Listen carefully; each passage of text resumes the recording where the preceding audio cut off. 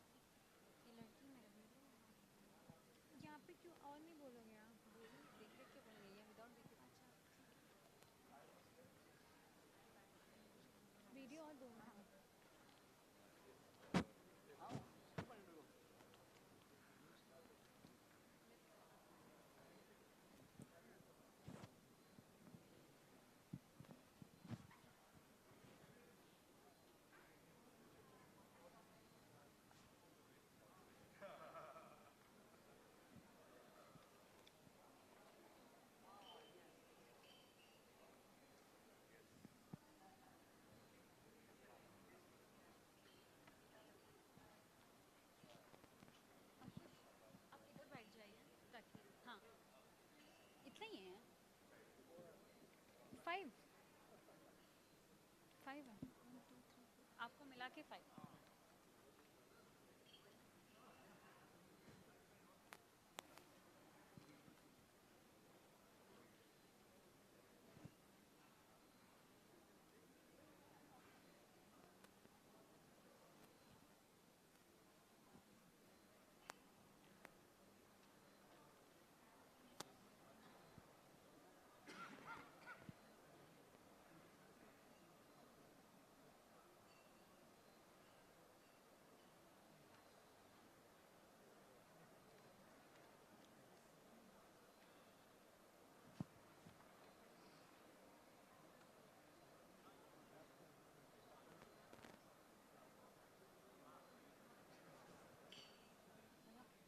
Chair उतार दीजिए ना, बस इतने लोग.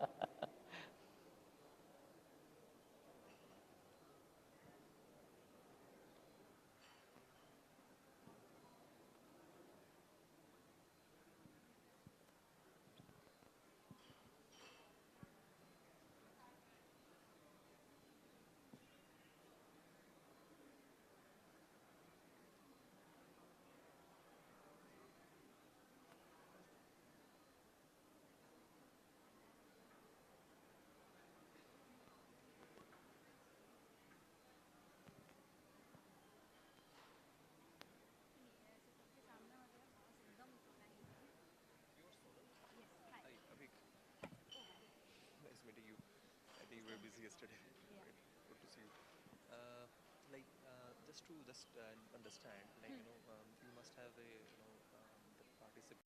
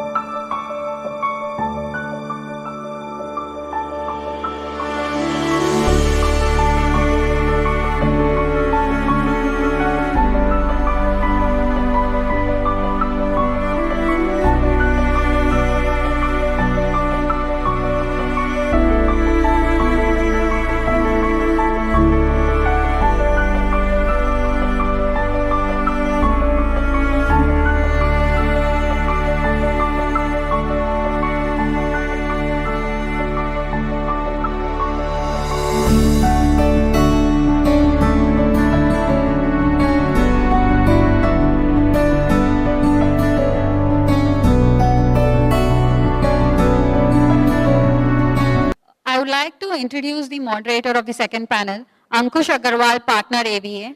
Ankush Agarwal is a partner at AVA, Ahuja Valecha and Associates, where he is leading the direct taxation, transaction advisory, and business planning practices across various sectors.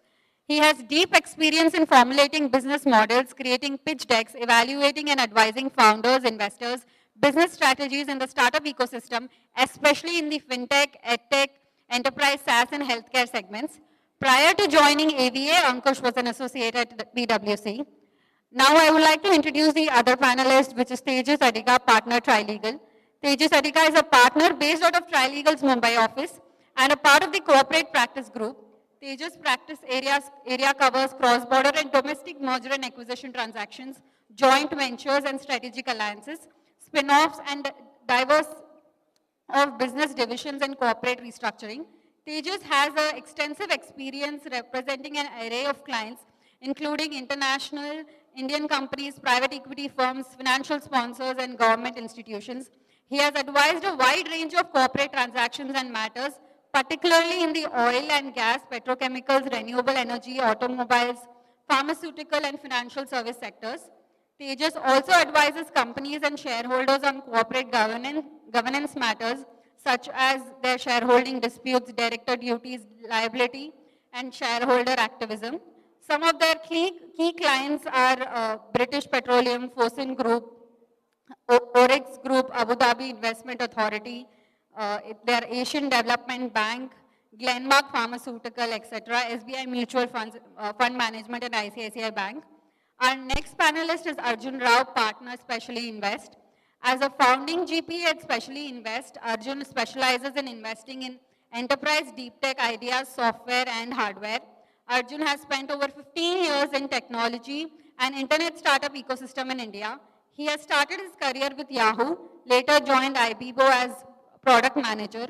The entrepreneurial bug led him to start an edutech startup and also a travel tech startup, Traveliyari. At Traveliyari, he built the company to achieve revenues of US $40 million and raised 12 million in seed, Series A and Series B funding. Arjun's experiences span product development, product management, and digital marketing at growth stage companies. He has a bachelor in engineering from the National Institute of Technology and an MBA from the Indian School of Business. Our next panelist is Prachi Sinha, who heads the healthcare, agri-tech, climate tech investments at XLR Ventures. She's most passionate about working with entrepreneurs on business model viability, go-to-market strategies, corporate partnerships, and clean regulatory pathways. Prior to joining Axelar, Prachi has a decade of public policy and consulting experience in many organizations, including McKinsey, etc. She is MBA from Indian School of Business and an economic graduate from Pune, Ferguson College. Our next panelist is Venkat Raju, venture partner, Your Nest Venture Capital. With 2 successful exits in Silicon Valley and another out of Bangalore, Venkat is a quintessential serial entrepreneur. He is also an active angel investor and mentor advisor with several startups in different sectors like SaaS, big data analytics, fintech, health tech, edtech, etc. Most recently, he served as the CEO of Crayon Global, India's largest corporate innovation platform. Prior to this, he was an Indian country head and managing director for ACI Worldwide Inc., a leading global payment solution provider. He has held several roles in the past, including founder, CEO of startup backed by Benchmark Capital, etc. in Silicon Valley. Venkat has been a data domain practitioner and continues to spend time in the converging AI data and analytics space. Now I would like to, I would request Ankush to take over and start the panel sessions. Thank you. Thank you, Sunil. So thanks for the introduction. So the topic for this panel discussion is very interesting. Can you hear us? Can you hear me? Okay, it's on. Hello. Yeah, I think it's better now. So the topic for the discussion is around climate tech, AI. What are the recent trends going on? What are the recent investments? How this industry, how this particular segment has been going in? So the discussion would be around that. Now, a lot has been discussed about climate tech. So climate tech, if we talk about that, essentially just to give a brief, it includes renewable sector, energy sector, EV, which is in the transportation segment, food tech, agri tech. So it's a very broader panel, and we have seen that the recent data shows that there has been about 70 billion of investments into this climate tech in the last year across globally. So of which India also India also has a major chunk and has a good pie. So my question, taking this forward, my question is to Arjun, because Arjun, since this is your second fund, your first fund you had invested essentially into space tech segment, and now you have shifted your focus.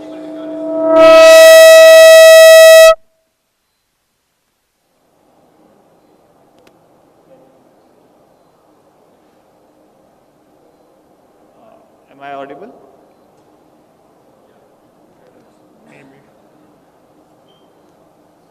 Am I audible now? Yeah, I think it's. Yeah. So I think we got the introduction which I was giving. So I was talking with Arjun. So you are now focusing in your second fund. You have shifted your focus on climate tech.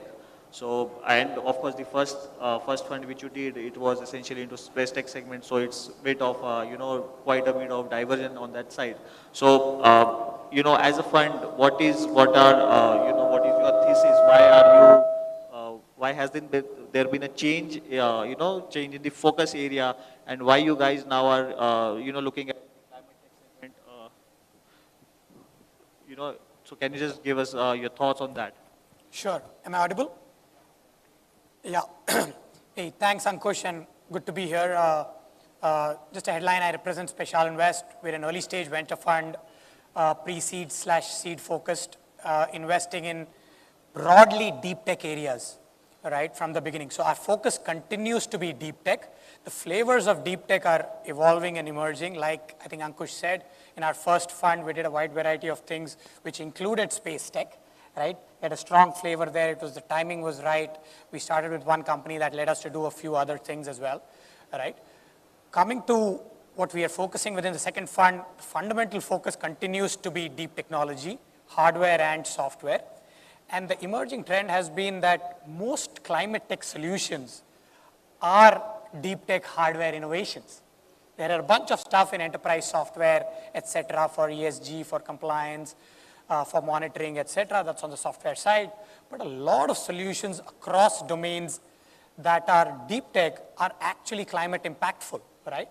Right from talking about EVs and battery tech and motor controller technologies, et cetera, they're all directly impacting the climate space. And therefore, more and more we are seeing, while we continue to be deep tech, 7 out of 10 sectors within deep tech are actually climate focused, whether they be EV, extension of EV being hydrogen, leading to fuel cells of hydrogen for mobility use cases or industrial use cases. We have done things in the water sector, right? We were very early investors in electric mobility, both ground as well as aerial mobility. That led us to do a recent battery company that is reimagining cells, both on the chemistry side as well as on the architecture design for better performance of cells, for faster charging, for cheaper manufacturing, right? And so that strongly falls under the climate tech thesis.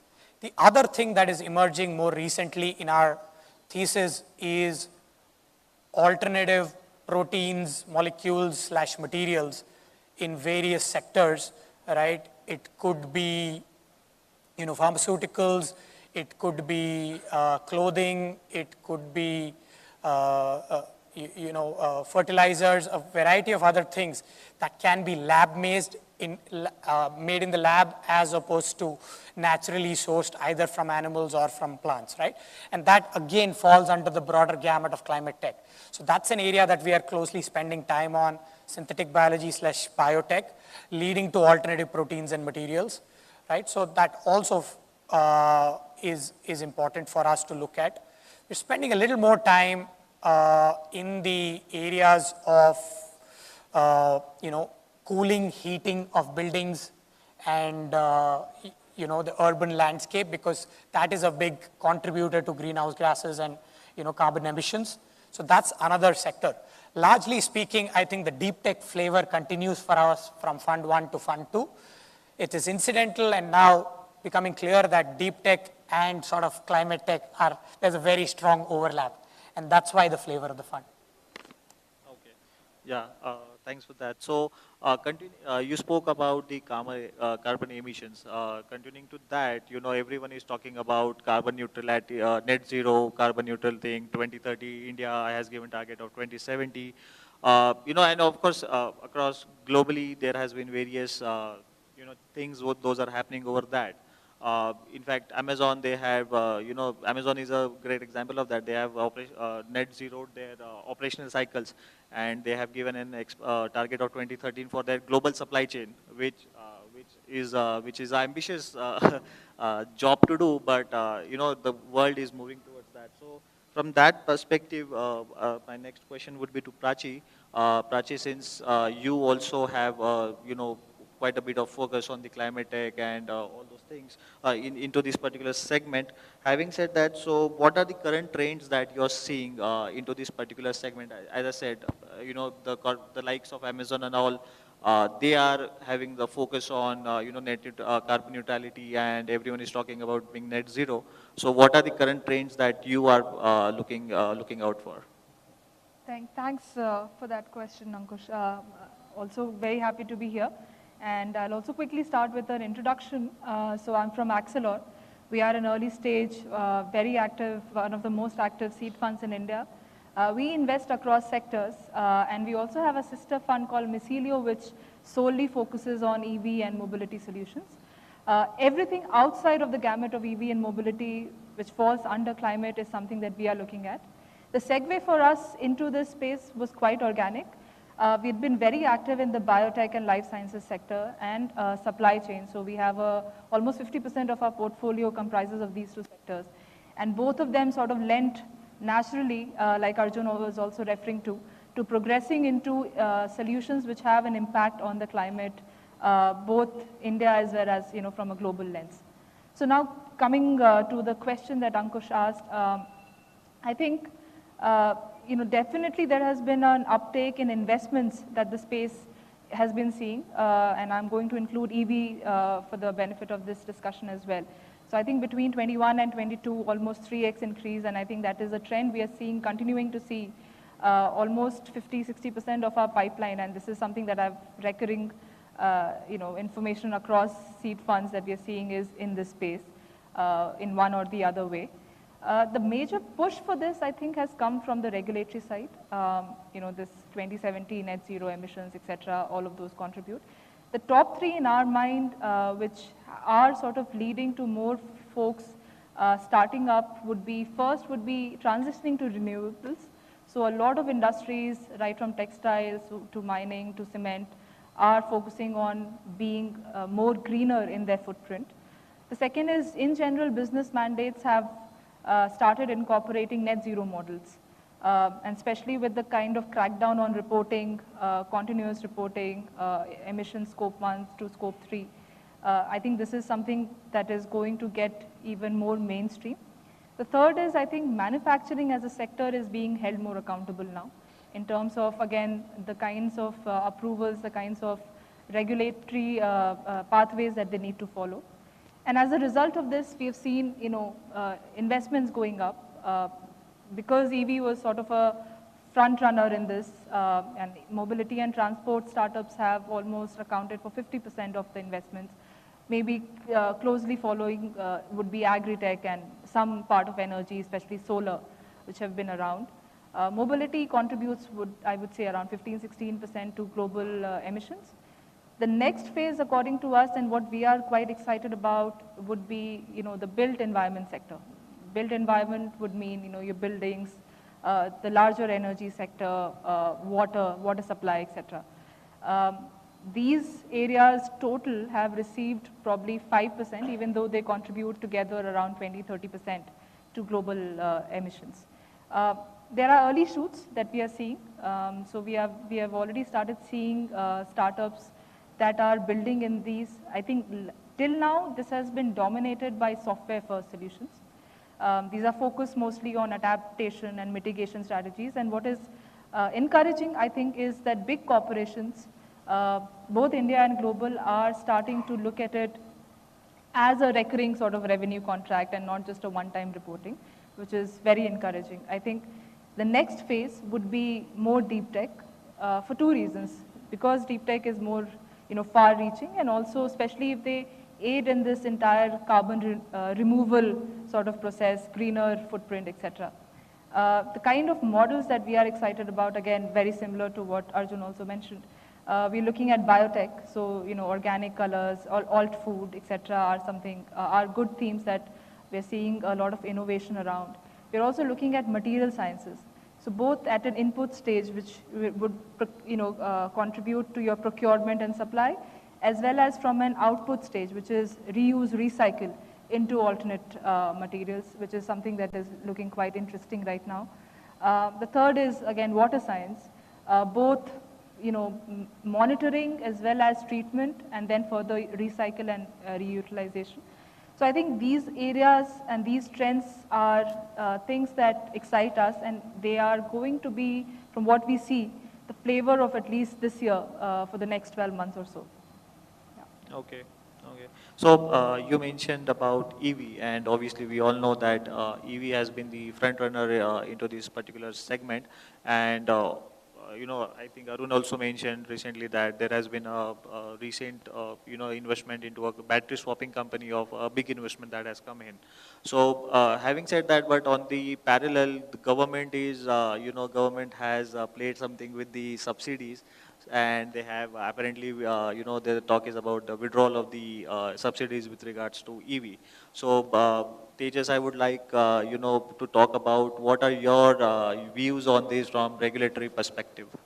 Sure. Thank you very much. And good morning to all the panelists and the audience here. Well, I think it's important for us to really step back and look at where the reduction in subsidies has happened.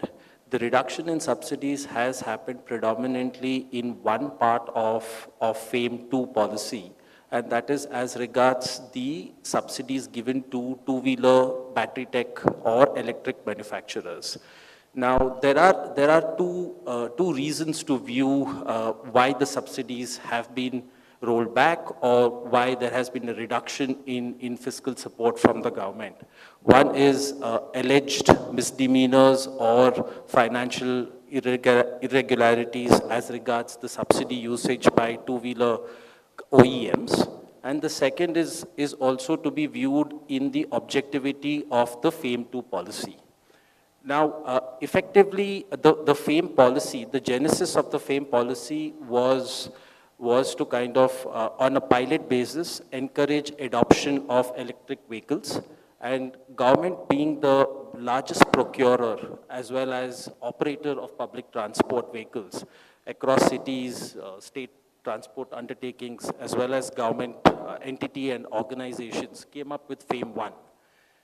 Where you kind of encouraged the demand through upfront fiscal subsidies. You also kind of encourage tech platforms to innovate and provide electric mobility and the wider clean mobility solutions the government wants to implement. With FAME 2, the response was to try and kind of increase adoption of electric vehicles per se. And the budget outline of that was for about 1 million two-wheelers, 500,000 electric three-wheelers, 55,000 electric passenger cars, and 7,000 e-buses. You had a great adoption ever since 2020 all the way up till late 22 of electric two-wheelers. And what you did see was two developments. One, you saw the 1 million limit being fast exhausted, and the government was slightly concerned in terms of whether the subsidies can be distributed to a wider pool of users. And the second was an interesting development of 12 whistleblower complaints about financial subsidies being misused by OEMs. So I'll just go into brief on the financial subsidy misuse allegations. So you had two important components which kind of entitled two-wheeler battery OEM operators or manufacturers to claim subsidies. One was a domestic value addition, whereby local components sourced and kind of procured from local entities needed to constitute 50% of what's manufactured. And you also had certain prescribed norms and technology processes that you had to adopt in manufacturing of two-wheelers. A lot of companies, in fact, were not adhering to the DVA norms, that's domestic value addition norms. ARAI, through market inspections, had random sampling of electric vehicles being called, stripped down, and it really didn't tie up into the subsidy claims or submissions that were being made by OEM manufacturers. You also had mismanaged, you had misinformation and kind of misrepresentation of information given to the custom authorities. You had import of all these parts coming in from China, and that was being claimed that it was being manufactured or procured from local manufacturers in India. So a lot of skepticism came into the government, and the government decided to go in for a detailed examination of each OEM who was claiming subsidies. And as a result, that created some shock across the entire ecosystem of two-wheeler manufacturers.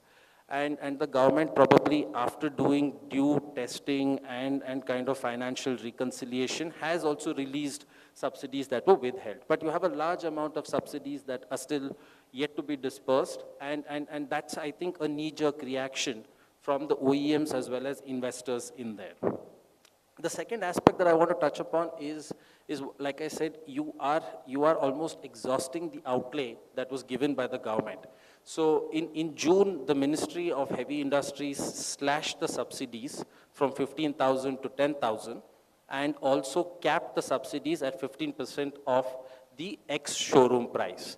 That kind of brought down the arbitrage between ICE scooters and electric scooters, and the common man was no more incentivized to really go for an electric vehicle because the cost arbitrage had come down. And the reason for the government to say this is that in the entire outline of FAME, my primary objective was to actually create localization and promote indigenization of automobile component and manufacturing, and not assembly making. So I think to a large extent, OEMs in the two-wheeler space have actually not transformed themselves into a classic OEM creator or developed indigenized platforms.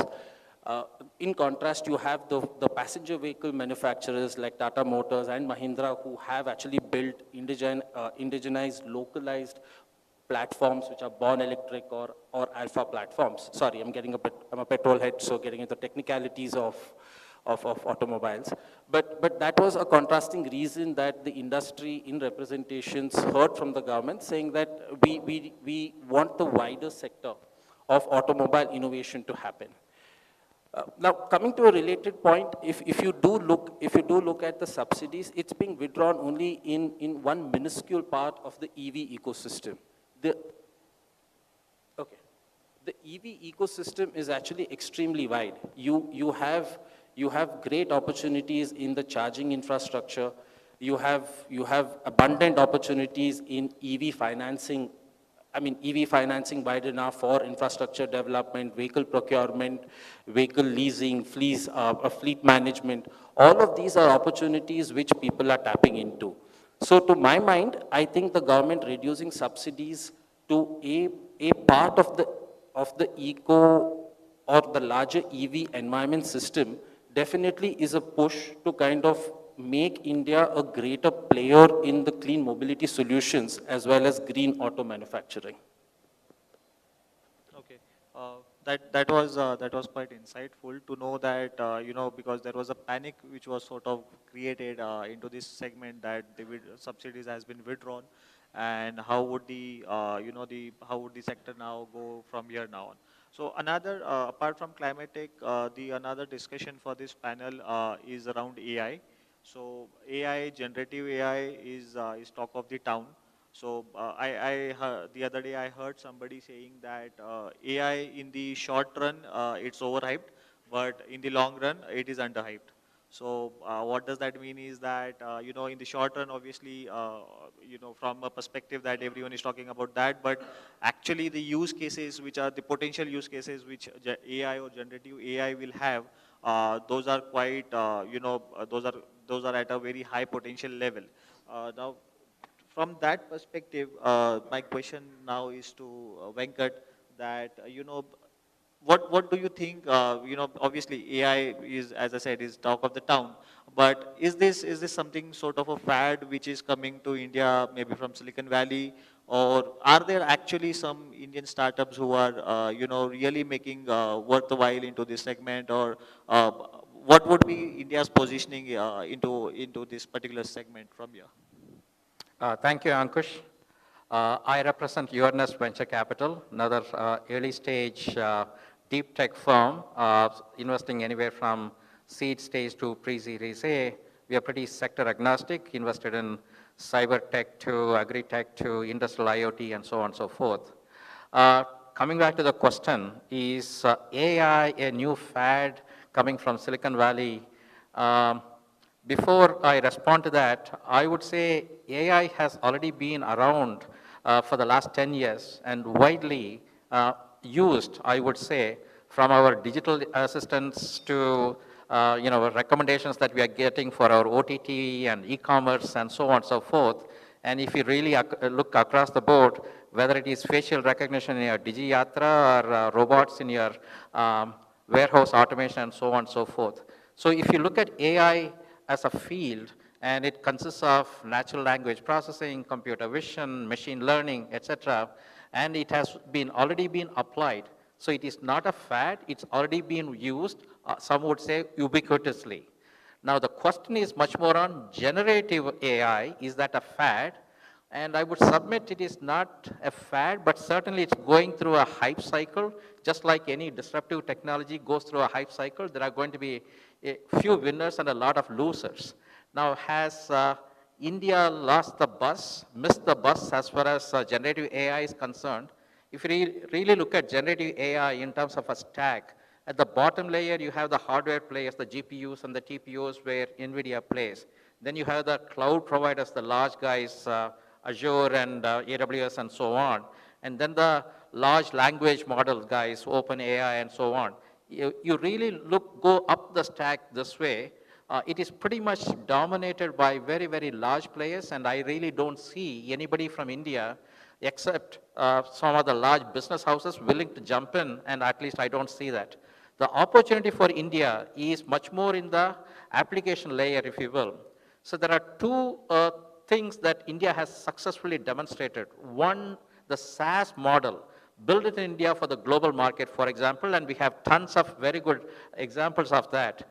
Now the question is, can these SaaS companies, especially those vertical SaaS companies, can they adopt AI first, generative AI first thinking and the mindset, and to augment, supplement underlying LLM models with very domain-specific LLMs and curated information? I think there is a play there. The second area where India has successfully demonstrated from a product perspective is with our public digital goods. And whether it is UPI, NPCI, and Health Stack, and ONDC, and so on. And we have demonstrated that we can build applications on top of these stacks at scale. And now we're at the verge of exporting this to at least 24 countries, for example. Again, the application of generative AI into such public digital goods, if you will, I think India is in a very good position to do so. So at least the opportunity for young founders on these two scales are very applicable from a Gen AI perspective. Yeah, I totally concur to that because, recently, because we cater to a lot of startup clients, so we have also seen that a couple of our clients who were actually SaaS based, but they were into SaaS enterprise, and they actually pivoted and they developed some, technology, AI, something relating to AI technology. And both of those startups actually were, stuck at Series A for last 6 to 8 months.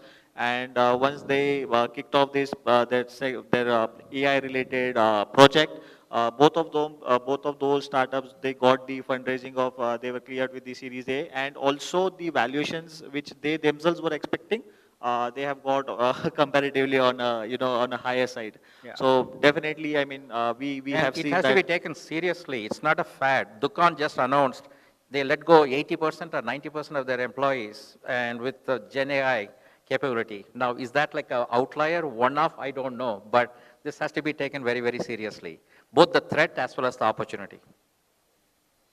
If I may just Yeah, please. add to that, couple of points in addition, and the example of the Dukan founder saying, hey, so that is an example of extremely high efficiency driven in specific functions within an organization. So a lot of companies, a lot of startups, mid-stage, growth stage, and young ones, right, can really use the power of Gen AI, these new language models and the capabilities that they can build on top to make themselves efficient. They don't have to become AI first companies.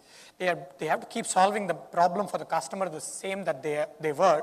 But if they can use AI within their systems, either for their developers to be co-pilots, to enhance their developer efficiency, or for their call center efficiency to be bigger, then they, I think the unit economics of those business can be very, very different, correct? And we have seen the last few years where, hey, a lot of dollars were pumped into a lot of variety of companies.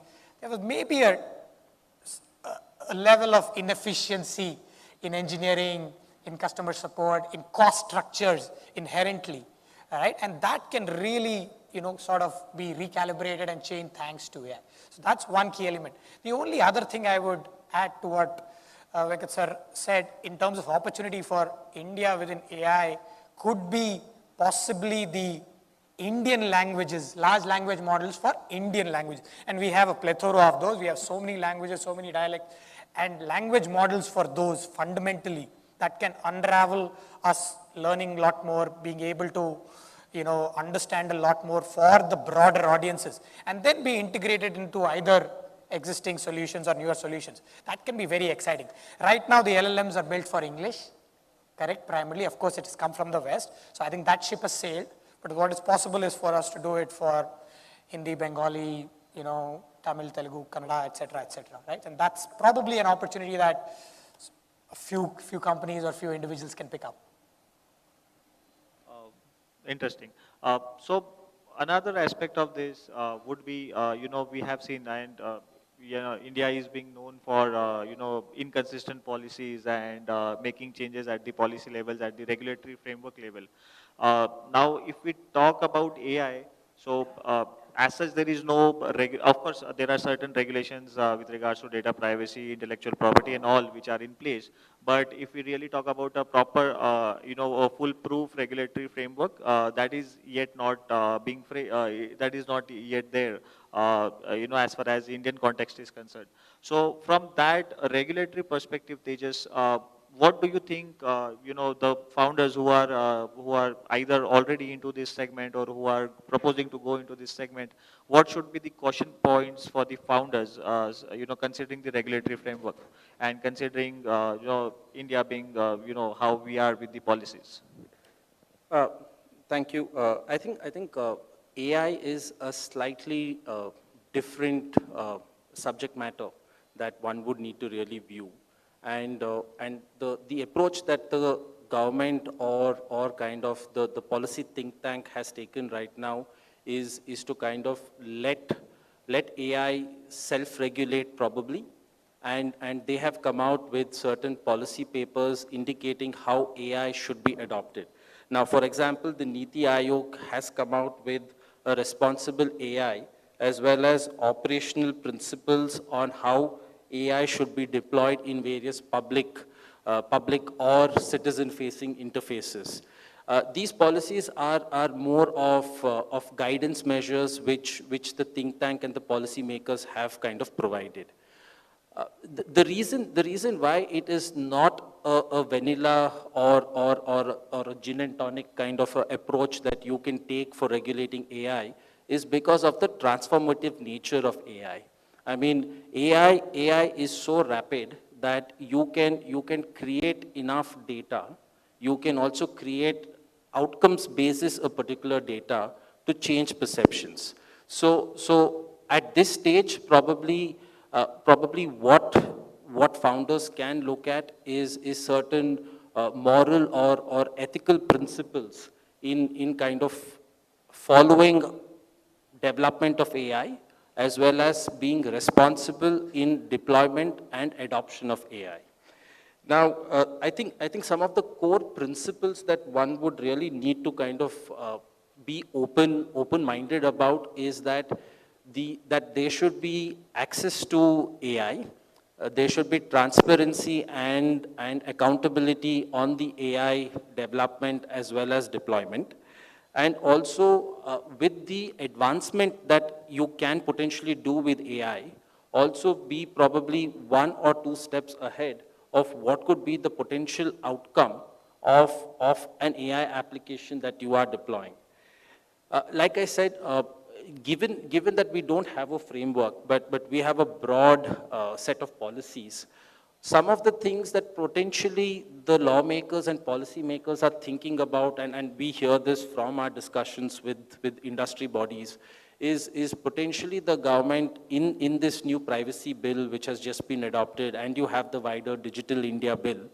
They could look at kind of putting a graded measure in terms of application of AI, very similar to the AI law in the European Union, whereby you would have a high risk, low risk, and kind of an advanced risk categorization for the AI that is being used. Now, I will really not get into that much of details, because I think your question was on caution points for founders. And like I said, it's more an approach and an outlook that one would have from an ethical perspective. I think morals is very subjective in today's world. So I will focus on the ethical aspects of it. And the ethical aspects of it would be, one, obviously the principle of safety and reliability. Also the principle of equality and accessibility to everyone having the AI.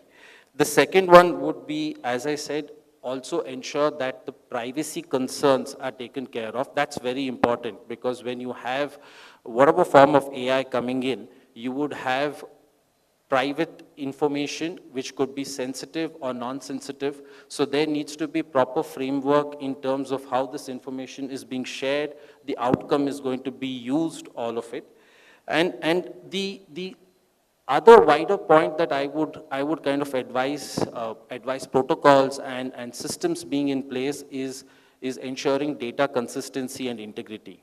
Because the law, the liability regime under Indian law or common law principles is quite severe if there's data manipulation. End of the day, a lot of AI results currently is subject to the data set and the information that one provides. So if there is a willful or a falsification of this data, there could be adverse consequences.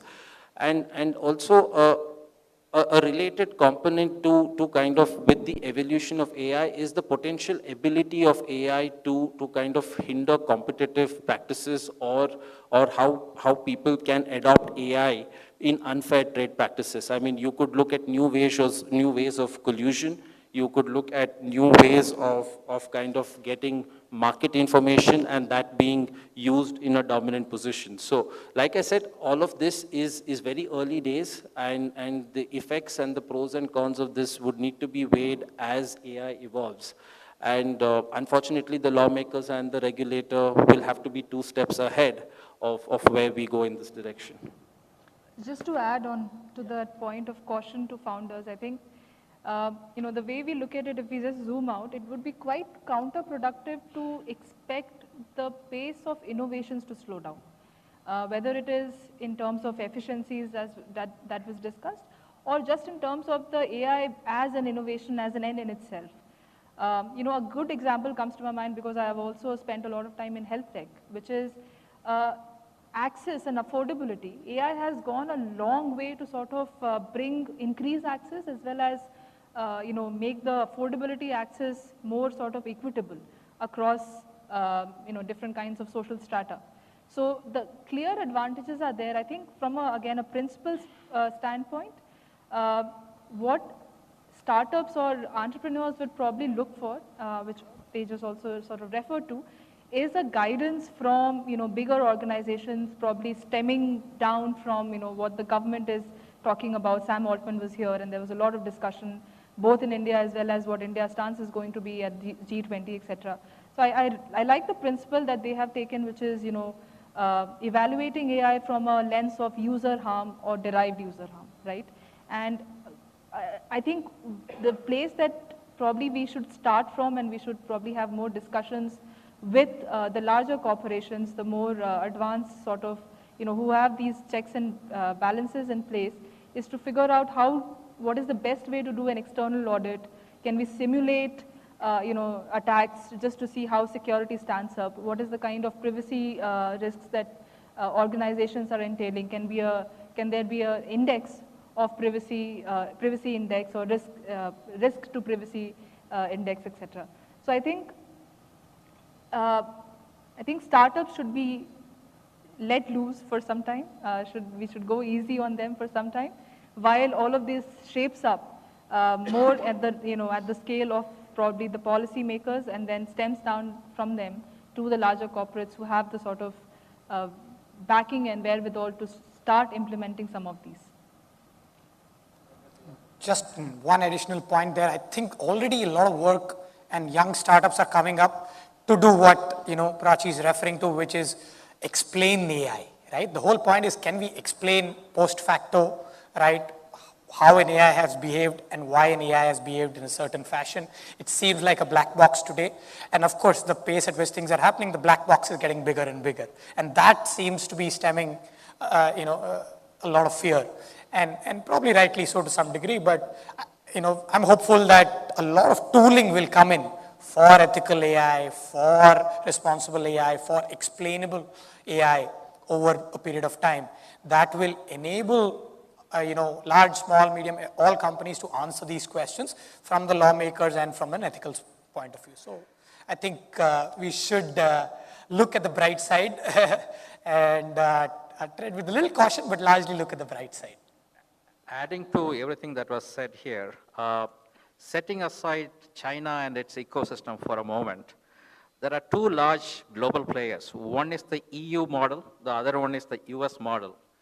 EU model comes with a highly bureaucratic mindset, all the way when it comes to regulatory things, whether it is on GM foods to, I can talk about multiple areas and what they have done there, versus the US model is, let it go, let's figure out and what the impact is and then regulate after the fact. And what you will see the difference between EU and US is, you can look at the type of disruptive companies, technologies that have mushroomed, EU versus US, it is there. So regulation in AI is absolutely critical, there's no argument.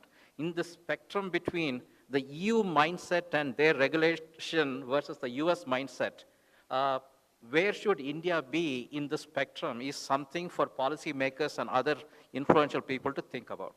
And that's how I would end it. Yeah. So I believe we have some time for questions and answers. So we'll keep the forum open for any questions out here. Mike, please.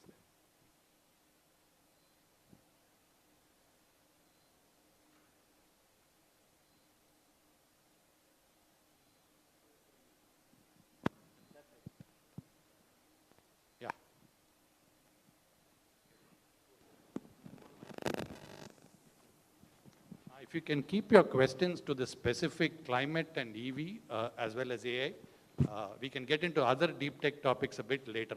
The initial questions should be on these sectors. Sure, I think we had a fascinating discussion on AI, so let me go back to climate. I had a question on AI also, but on a climate side, what I see is there are two things. One is that typically any climate startup requires a long gestation period in terms of getting the return. And the VC funds are typically 5 to 7 years horizon would be there. So how do you address that challenge? And the second one was more in terms of, I see in Europe and US, when the funds and the LPs behavior is like push the fund to see what is the impact of these climate tech companies. How is in India? Is it like LPs are pushing it, or is it just about the returns and ROI and 10x and 15x? No? Yeah, I'll just start with that. So I think, the answer is very simple for us. We evaluate the sector could be climate or it could be anything else. But there has to be a business case, right?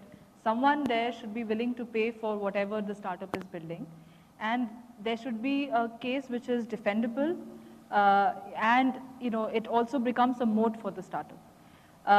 Everything else, I think, is answered in the context of that. So your question on gestation, for example, I think, as the models have developed, we have figured out maybe, lower cost models, higher, better efficiency models which need probably, I was just discussing earlier, licensing or contract manufacturing or cloud manufacturing. These are all asset light, they happen faster. And at the same time, I think it's a good practice for the founders, entrepreneurs also, to start getting validation of whether what they're building is of value to someone, right? And that's how we sort of evaluate. That is the limited, singular principle that we choose to evaluate. To your question on LPs, I think, like I said, no startup is going to scale if it is a good to have, right? You need to be making critical difference, whether, if you are B2C to the consumer's life or to in a B2B an enterprise. Till the time you're not being able to, otherwise, how are both these set of consumers going to allocate budgets to you year on year, right? How do you make sure that you have PMF? So I think impact again is, while there is a secondary order impact of how much saving, emissions, green impact, the first order obviously starts from here. And we've seen in 9 out of 10 cases, right, if this is met, if the first order impact is met, the second order impact is just a matter of time, right? You may need some scale, you may need some data, but you eventually reach there. Now I'll just echo what she's saying, couple of added points. Impact without economics isn't a long haul strategy, right? So you have to get the economics right, which is what Prachi is also referring to, getting the right innovation to get the right economics, to put the product or the service in the hands of customers, right, at scale, is automatically going to drive impact, right? So we cannot overlook that. Therefore, I think it's probably okay as long as we're focused on returns, but the returns have to come in this fashion, right? So fundamentally, that is underlying in our longer gestation period thing. Hey, it is deep tech. It might take 2 years to build. It might take 4 years to build, right? But the question to ask within the 2 years, 4 years is, are you de-risking something, right? It might take 4 years to build something really complex, but along the 4 years, you've done something in year 1, year 2, year 3, year 4.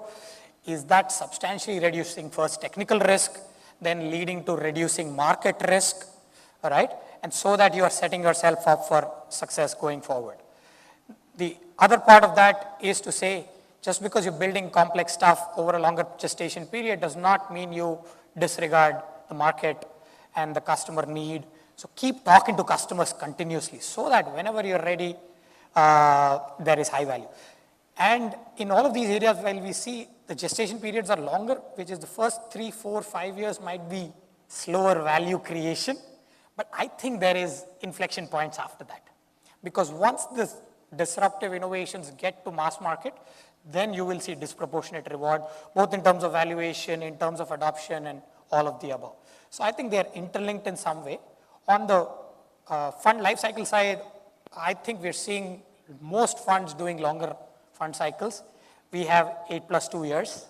That's not bad, right? I think Axelar is much longer, right? And I'm curious to hear what your nest is. But everybody's thinking about longer fund cycles, right? And that has some connection to, hey, it takes time to build great businesses, long story short. Yeah, no, I think economics is given. I don't think anybody will deny that. It's just about LP behavior. He says if I'm getting 10x versus if I get 8x, I'm okay as long as the impact is much huge.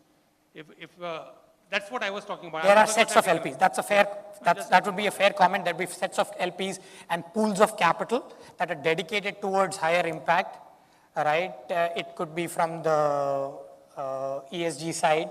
It could be from, other philanthropic houses or either family office or institutionals that are more focused on impact.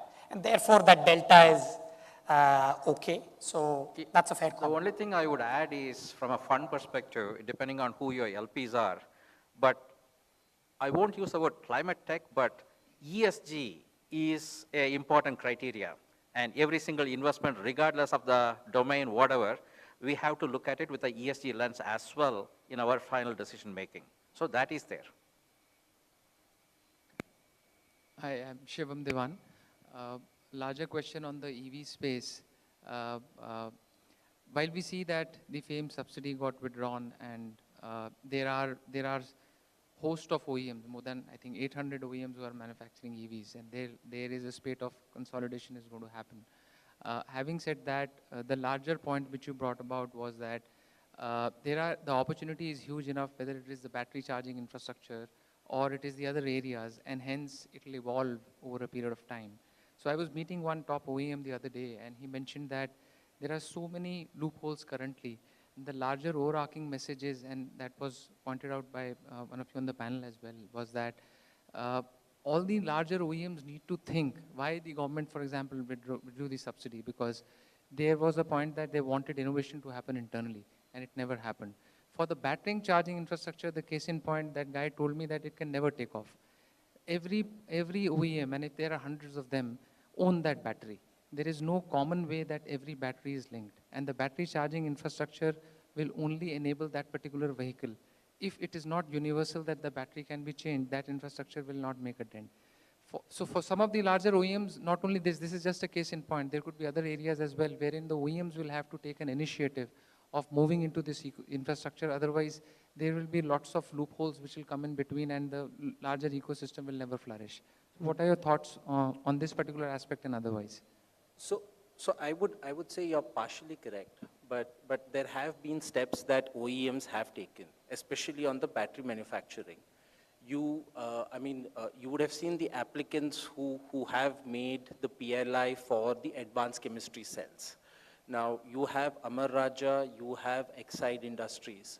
I can speak for Amar Raja because of professional engagements with them, is that they do have invested in a battery deep tech company, which is coming out with various solutions.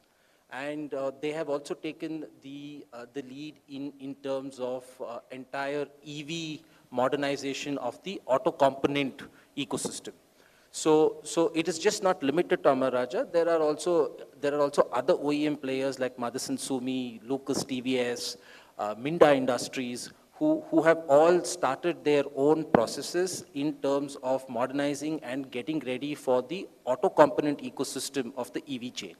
On the charging and the infrastructure side, there have been pipelines and announcements made by the state oil marketing companies setting up various power stations and charging infrastructure stations. There has also been a joint venture recently between Sterling Wilson and NLX to come up with innovative charging stations on designated expressways and national highways. You also have various state PWD departments now coming up with tenders to establish charging stations. The pace at which all of this is being rolled out may really not be rapid. But the transformation ought to happen in the next 3-4 years. And at least the initial steps are being taken in terms of capital outlay, at least in terms of seeing where the charging infrastructure needs to come up.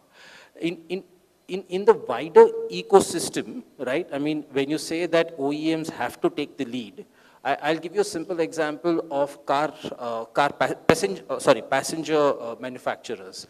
You have Tata and Mahindra who have taken steps ahead of Maruti, your dominant OEM manufacturer, in going for an electric lineup.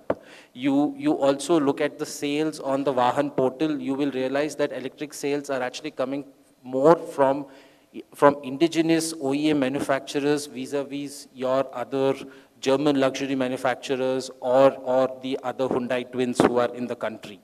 I think you would have to give this some time. I think people are slowly becoming comfortable with EV vehicles coming in, the range anxiety is coming down. And as and when there is a demand, even the infrastructure will come up. I don't think this is something which is going to happen overnight, but there is a pressing case, at least not only from a city urban infrastructure management, but also from an environment perspective. I mean, with the pollution levels going up and the hazardous risks that people are being exposed to, right, you would have a fast-paced adoption of EV happening more quickly than we anticipate. Thank you. The final question is on AI infrastructure now that we are done with EV infrastructure. So here goes. Hi, this is Tushar from Blue Tide. I had a question on hardware. So when you see startups set out with their AI workflows, is it the case that most of them are going to someone like an AWS, for want of a better expression, American clouds? Is there momentum on Indian infrastructure, Indian clouds? Are they sophisticated enough? Are they cheaper? And would that be a growth enabler for Indian LLM companies, for example? I'm not aware of any Indian startup going with the hardware angle. Clearly, I'm aware of plenty in the US actually.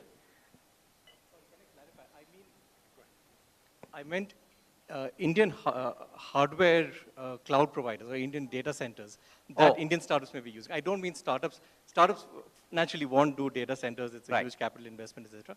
But likes of Reliance, Infocom, or whoever, are they coming up, and would that be cheaper, and would that be sophisticated enough to set up, for example, an LLM, an Indian-focused LLM on Indian I'm not networks? privy to any inside large corporate doing that, but I would not be surprised. I've seen some attempts made by Reliance, for example, in terms of enhancing the capability, certainly developing the 5G stack, for example. So as part of that and other AI needs, I would not be surprised at all if people like that are embarking on a mission like that.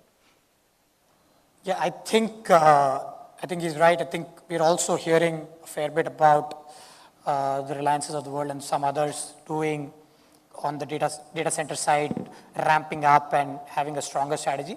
It's very clear it's a massive market and it's just growing. So it makes sense for other players, right? And in some sense, there is a, at least for the Indian use cases and the Indian ecosystem, maybe the Western price point, right, is a tad more expensive, right? Of course, all of these guys have Indian pricing, right? For our data centers here, AWS has something for India, Azure has something, so on and so forth. But you could still have a local flavor in terms of pricing. But the market is so big and so many opportunities. Plus, we spoke about privacy, security, in particularly specific industries like healthcare and financial services, where you want to have private clouds, correct, as opposed to only using the public cloud. Then maybe there are other opportunities for newer cloud players.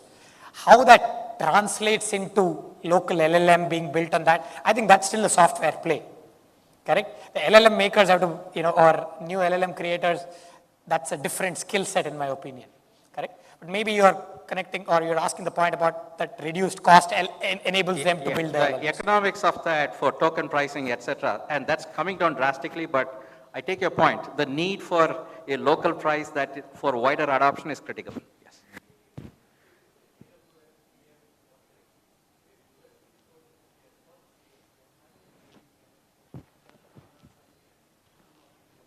Yeah, we need Geo, I guess. All right, thank you. Thank you so much, panelists, and thank you for the questions. Now moving forward, I would want the panelists to take a step forward for a group photo.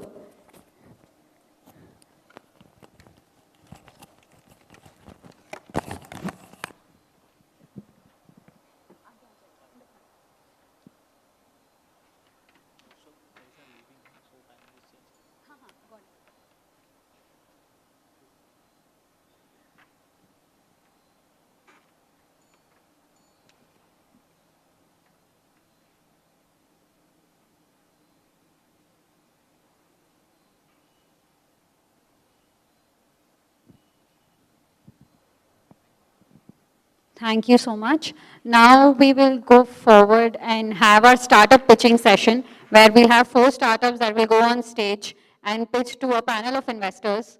For that, I would like to call Arun from TNI FMC and again Arun from Anicut Capital to be on stage, to be a part of the jury.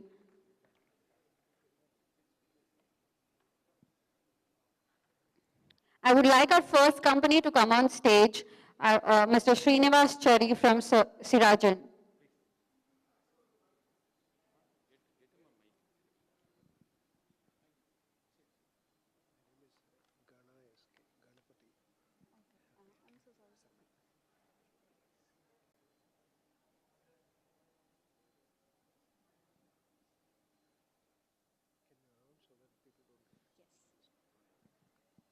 So we have Gana from TNI FMC, and I would like Arun from Anicut Capital to be on stage.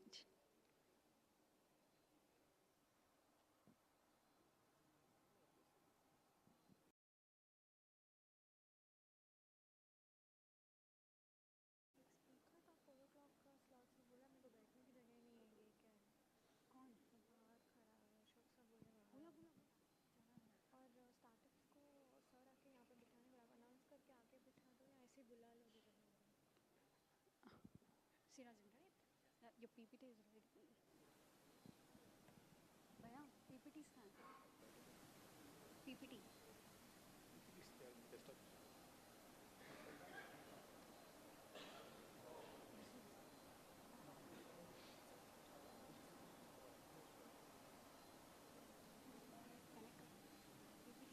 Screen. Yes, sir.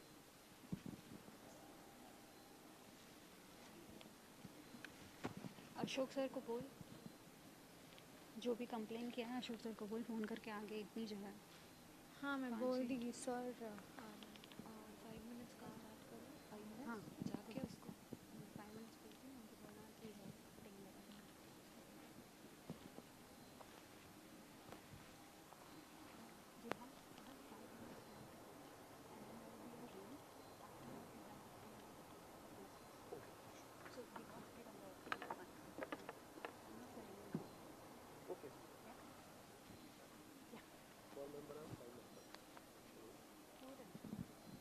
पूरी है रहने दो बस for वे एक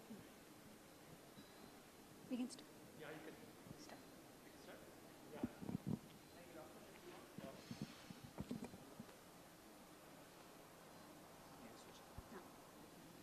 Hello, good afternoon, everyone. Great to be here. This is Srinivas Chari. I'm the founder of Saragen. Saragen is a reproductive health company. We've been for the past 5 years help thousands of couples build a family, and our solutions encompass on the biotech side, on the genomic side, the therapeutics as well as diagnostics, as well as we have an integrated digital ecosystem that is helpful both for the clinicians as well as for the patients. The trying to conceive segment, if you look at it, I mean, people who are trying to get pregnant is a fairly large segment in India, in which almost around 3 odd crore, a little over 3.5 crore people have been judged as infertile. They've undergone some sort of diagnostics or so on and so forth, and they fall into the category of being infertile, and who've been trying for some time. And then there is a high-risk pregnancy category as well, which is these are people with a lot of range of reproductive health problems, not necessarily infertility-oriented, but reproductive health problems that have not been addressed well. This is not just as far as India is concerned, but this is a global problem. And the adoption rate, if you look at it, is quite poor. So currently, the way when we looked at this category, the supply side seems to be broken, and this is broken for largely 3 big reasons. One is the current line of care or the treatments that are happening, whether in terms of the steroids or the hormones that largely dominate this category, have resulted in a very poor success rate. So the global success rate of IVF, not just in India, but globally is 25-26%. And the second thing is it's extremely unaffordable, so it's expensive. These are treatments that are not covered by insurance. So as a result, a lot of people fall outside that bracket. And the third and a more larger problem here is reproductive health, at least as far as India and our part, South Asia, has always been a topic of taboo. And we are just slowly opening up to it. So which means a lot of authentic information, not just at tier 4, tier 3 type of cities, but even in metros or semi-urban type of cities is lacking. So access to accurate information, authentic information and care is lacking in this category, which is what is causing the current systems, the supply side to be broken. So Ceragen fundamentally operates only on the supply side. When we started, we realized that there was a large potential for us to go after. So what we do is we work with almost 100 plus IVF centers and gynecologists in India. We've treated over the last 5 years, we've treated close to about 5,000 patients. And we work for us, our solutions both on the digital side as well as on the therapeutics and diagnostic side is available across all these centers, be it an Apollo or a Cloud9 or an Indira or a Nova or a Sudha or an Aishwarya or a remote center in Tumkur called as Sukruta or in Behrampur in Uttar Pradesh. We've managed to build the type of a very thin framework based scale and deliver our solutions. And the best part about our solutions is it's zero side effects vis-a-vis what conventional hormones are and steroids are, which conventionally come with a carcinogenic type of a baggage. And the cost of our solutions is about 25-30% the cost of hormones. And our success rate, our efficacy has been, when Ceragen solutions have been used in conjunction in an IVF cycle, our success rate has been, we've delivered more than 100% success rate on not just on the treatment of the indications, whether it is the reproductive health of the male or the female, but also on the live birth and on pregnancy rates, which is like a gold standard in this category. And we have a digital ecosystem that helps the doctors in terms of an embryo grading, which is an AI-based tool that we've built. We have a digital calendar that helps, quickly, that uses a generative AI capability to roll up all the publications and the latest trends that are happening to contextualize it for a patient journey. And then we have a hormonal dosage module and a whole bunch of ecosystem that helps the clinician deliver precision-based care to the patient. And then in terms of improvement of quality of care and education and building authentic we have a multilingual mobile app, which we are just about rolling out, because we believe that a large upside in this category is going to happen when consumers are getting, being given enough care. Okay, fine. Okay, so our solutions universe, like how I said, is both therapeutics and diagnostics on the genomic side. On the digital side, we have for the clinicians as well as for the customers a pregnancy-based app.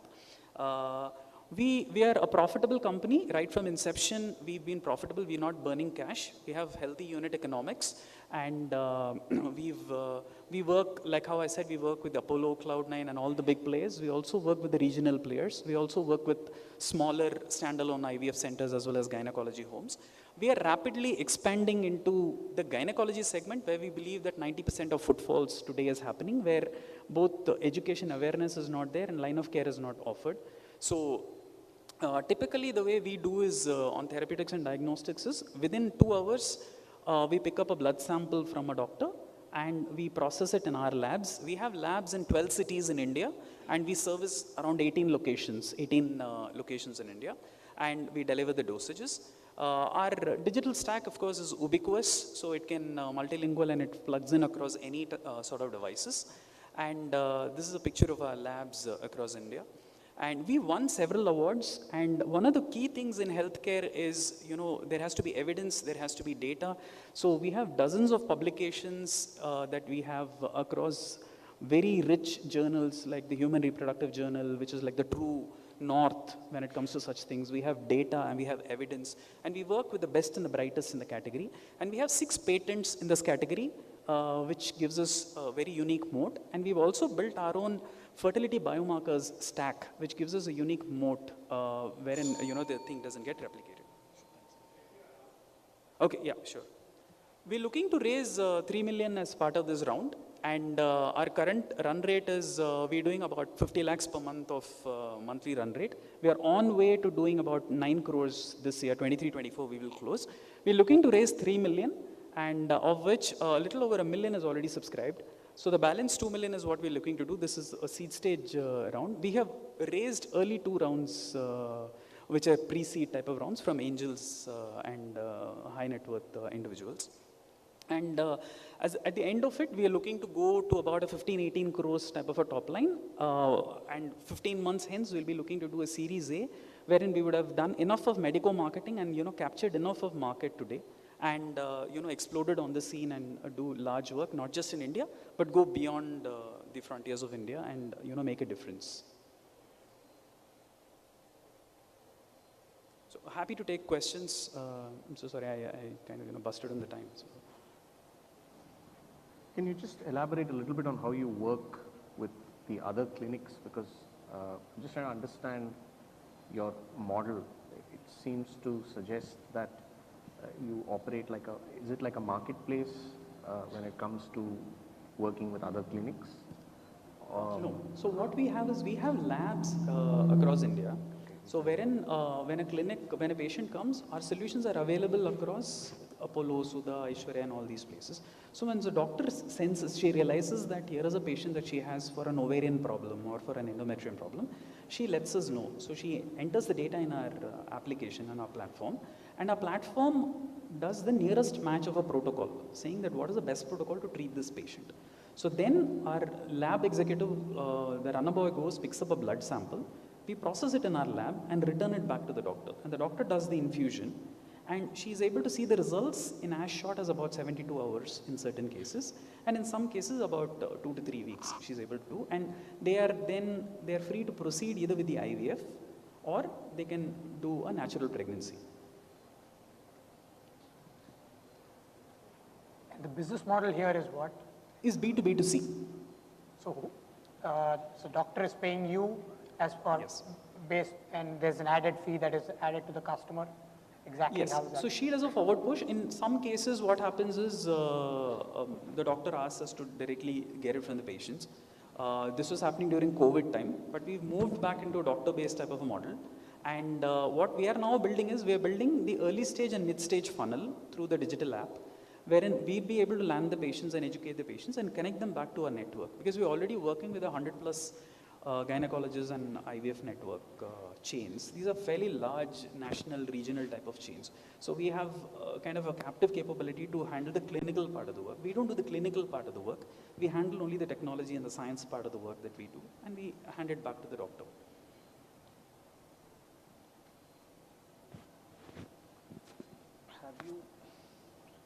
Have you evaluated your company and the risks in light of the 2021 Assisted Reproductive Act? Which Absolutely, absolutely. In fact, the and ART bill, are you licensed under that?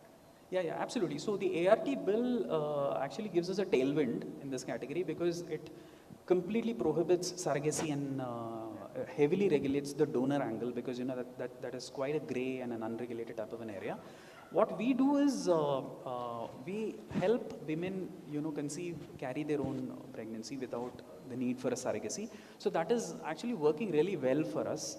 And the donor part, which is also getting regulated, is we help, conceive with your own semen and with your own egg.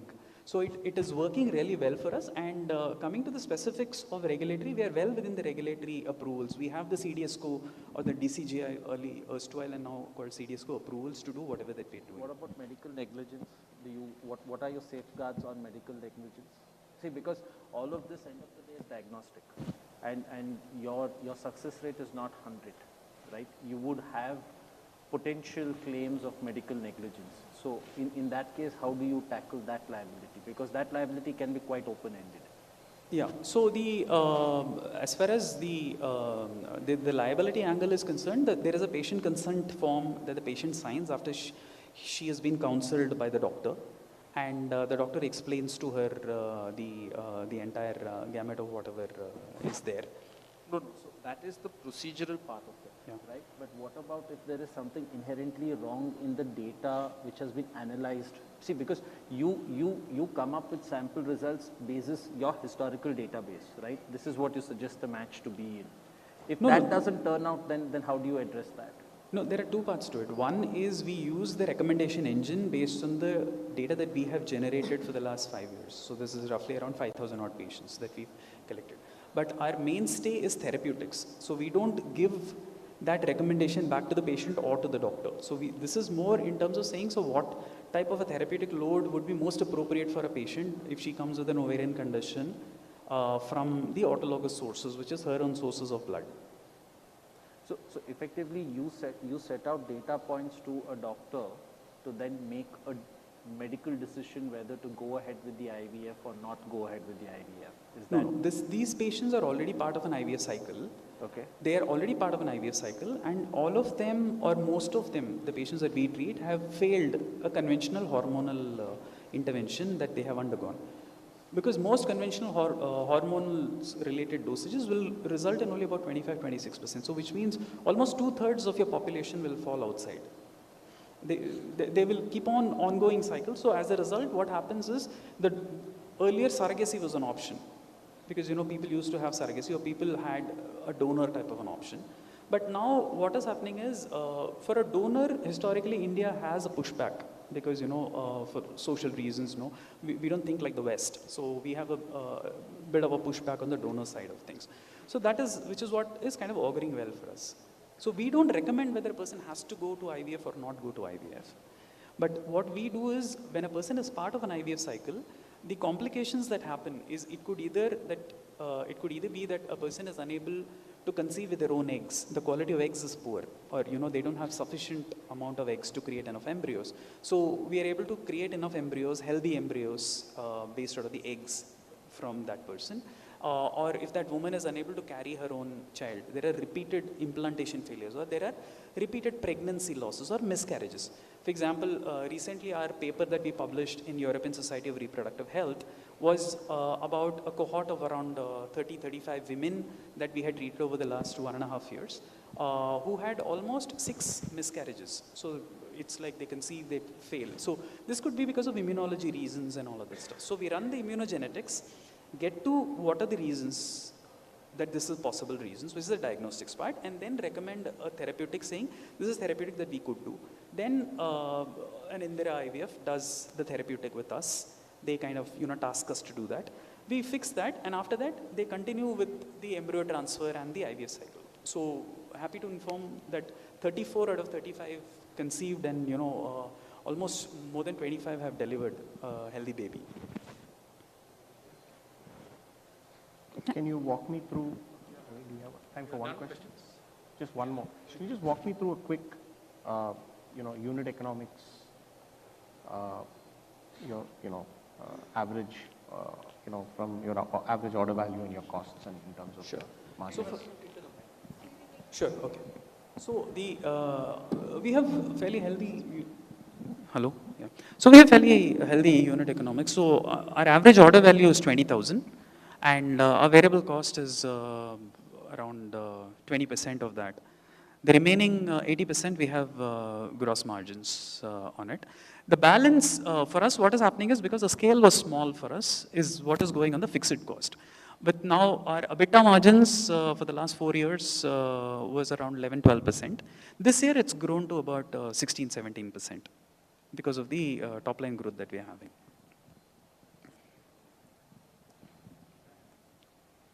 Thank you so much, Thank you. Srinivas. Thank you. We can take, if there are any other questions, we can take it offline. Thanks. I would like to call our next company, which that would be Mr. Chakravarti from Self-Service.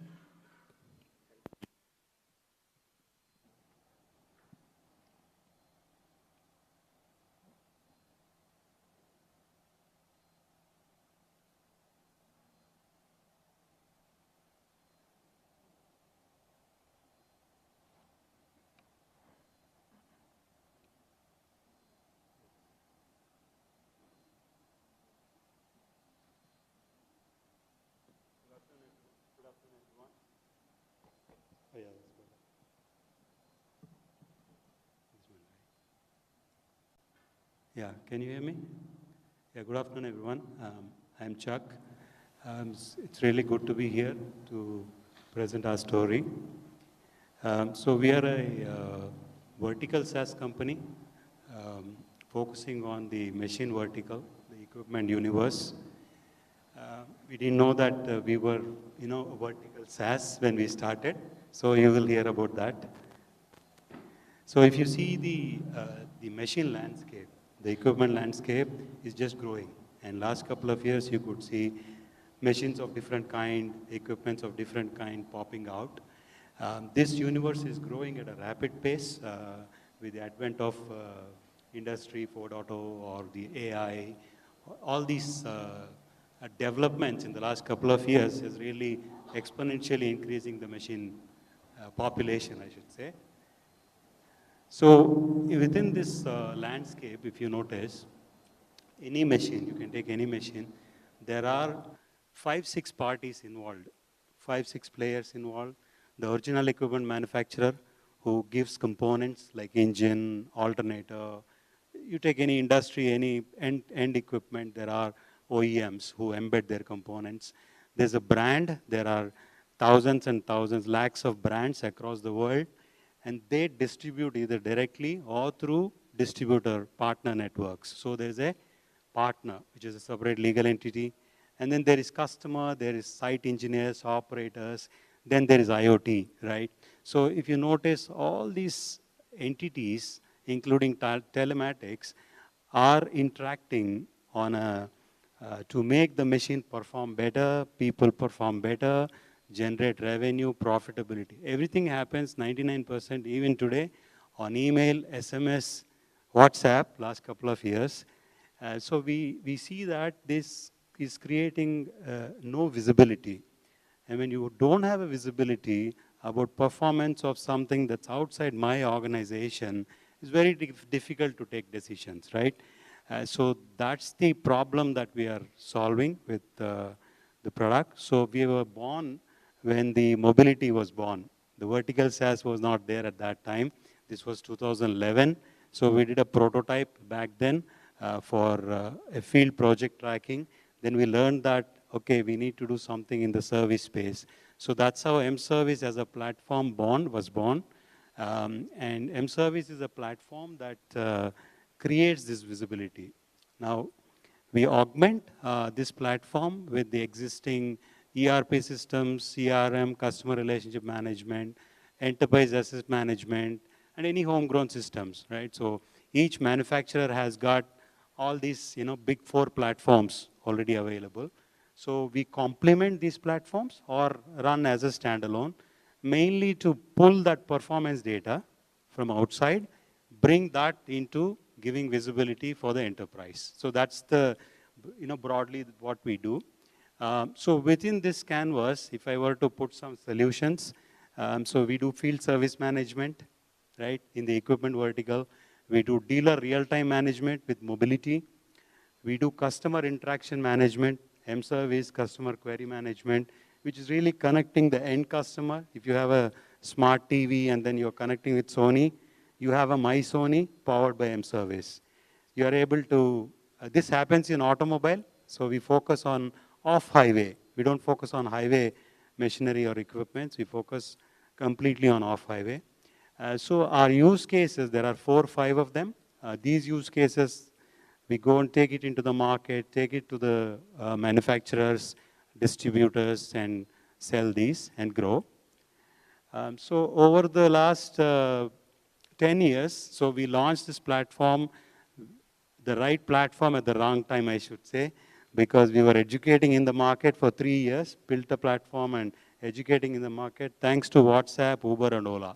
Everybody got idea, so they said, okay, we need to get onto this. So we have around 17 manufacturers using the platform. About 500,000 machines are on this platform, and these customers are all global, big $1 billion plus, $4 billion plus rather. So the stickiness is pretty good for these customers. So we have done a good customer validation. Also, we've gone into multiple verticals with a focus on 3-4 verticals, utilities, road, and these equipments. And also, we have to be, like somebody was talking about, innovation is really fast, right? So it's at breakneck speed. So as a platform, we need to embed cutting edge. So we've been born with, when cloud was there, mobility, that's when we started. Now we have the data models. Based on that, we are building that. So the USPs are deep machine understanding, connecting inter-stakeholders, 12-week launch, and all-inclusive pricing. So we are not on user-based pricing. And we've grown through the years pretty well during the COVID years as well. So we've gone into Southeast Asia in addition to India cluster. So our ask is about 4 million. We've done 2 rounds already, 2016 and 2018. And due to COVID, the tide has actually tapered off a little bit, but again, we are back on the tide. We're looking for a $4 million to basically invest in the global communication to get a blessing comfort for rollout in LATAM, Asia Pacific, Africa, and GCC. Not in Europe, not in US, but cover all other regions, but we do need to spend money globally to get that confidence. Yeah, questions? Just your current run rate, and if you can go back to that, what is current revenue, how many customers, what is typical value per customer? Yeah, so our current run rate is about $500,000 ARR.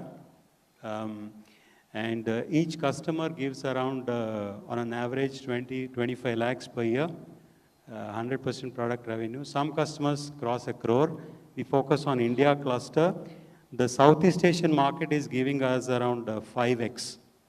So our pricing is on ticket-based, per dealer-based, per machine. And then the last one is per user. So as we grow, so the multiplier that we get is around 5x in Southeast Asia and GCC. What does your technology track in each of these machines? What is it, when you mention productivity, can you be a little more specific on what exactly? So for you to sell in India and then be profitable, we have to embed the low code, the open source, all of this. So our platform, M-Service platform, embeds around 40 technologies, but the core, if I were to name some technologies, it is Microsoft SQL Server with an open source version of database, which means there's zero runtime cost for the customers. On the front, we are device agnostic, so we use jQuery and the iOS and the hybrid versions of it. In terms of technologies to make it really affordable for the customer, so that we are still profitable on that basis. Have I answered your query? Thank you. Thank you so much. We can take any other questions all right. over lunch. I'll be happy to answer your offline. Yeah. Thanks. Thanks, everyone. Thank you so much, Chakravarti. We can have a round of applause for him. Next on stage would be Vicky Arora from EasyServe.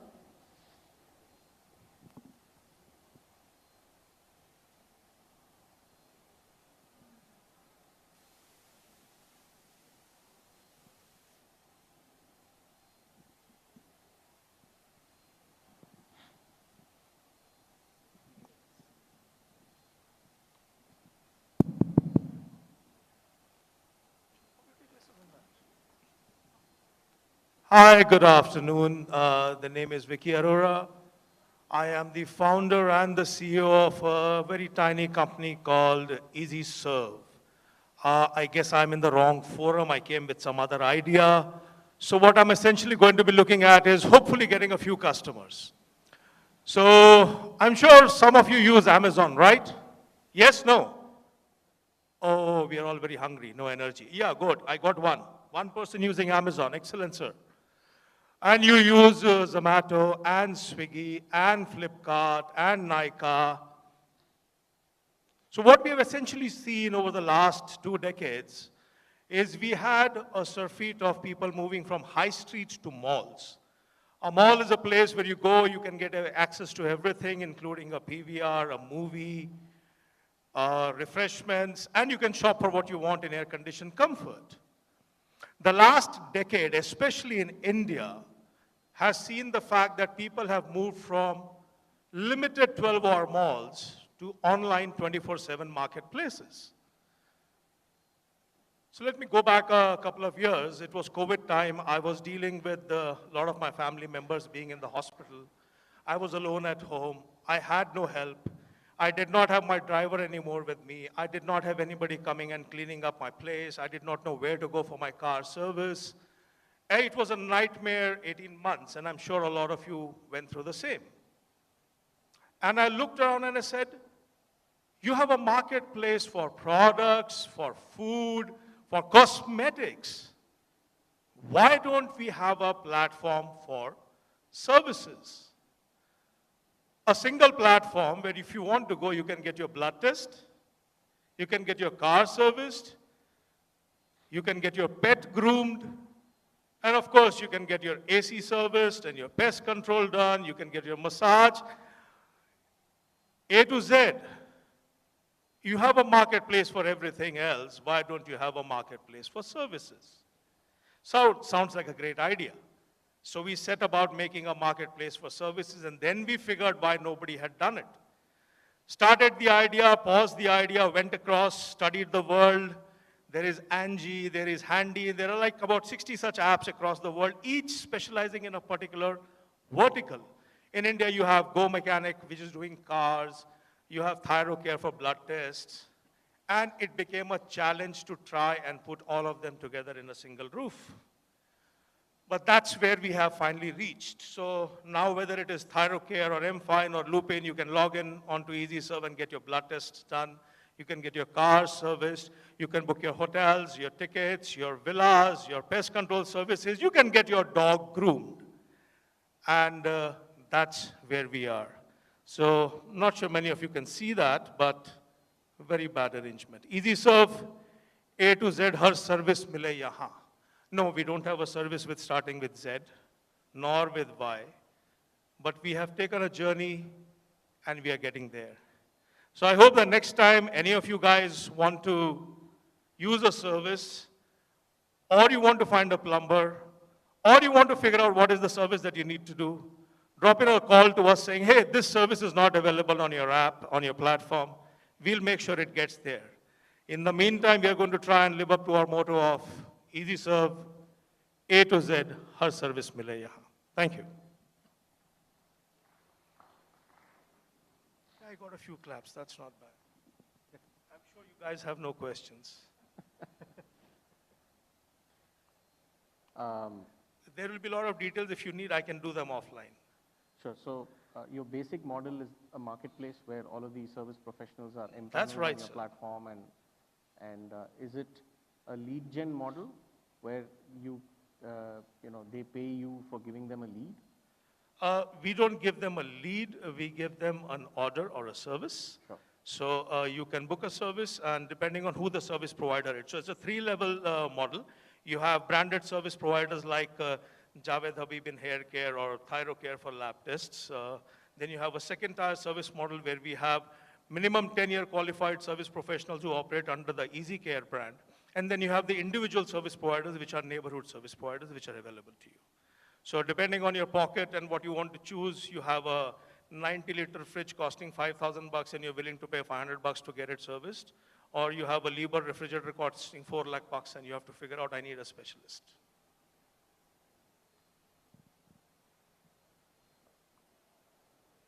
So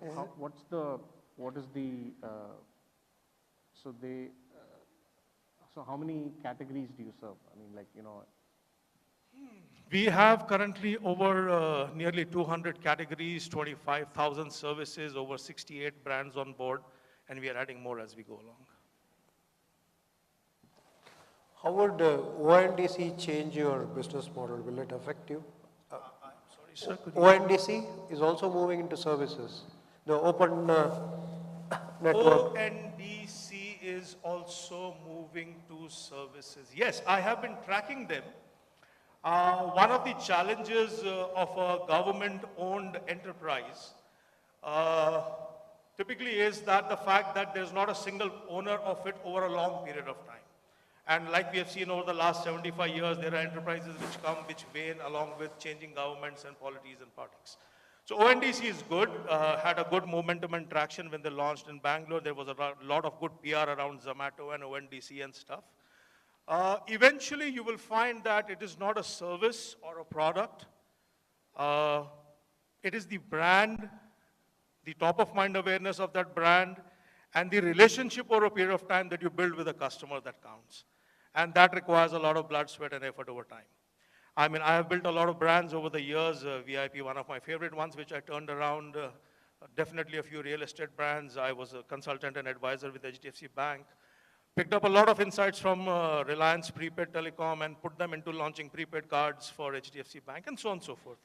Our brand becomes primarily more important, and it's a long journey. It takes time. Thank you. I just had one more question, which is the biggest challenge in a business like this is to vouch for the quality of a variety of professionals across a whole bunch of services. Because the customer has a bad experience, EasyServe will be blamed, not specifically the service provider. So that's the biggest challenge in scaling a services marketplace. How are you solving for that? Mr. Jeff Bezos, when he started off and just before the IPO in 1997, wrote a long letter to the customers. I'm sure we'll get a copy of that online. To me, the customer is the center of my relationship. These service providers are a second-tier relationship. So what we have is a filter. So example, if you go to a Thyrocare or a Lupin or an M-Fine and get a blood test done, I am hopeful you don't have to worry about the kind of rates like IVF does, and you have a 100% success rate. Similarly, all the branded service providers that we have their inner QCs already done. So we have the branded service providers on board.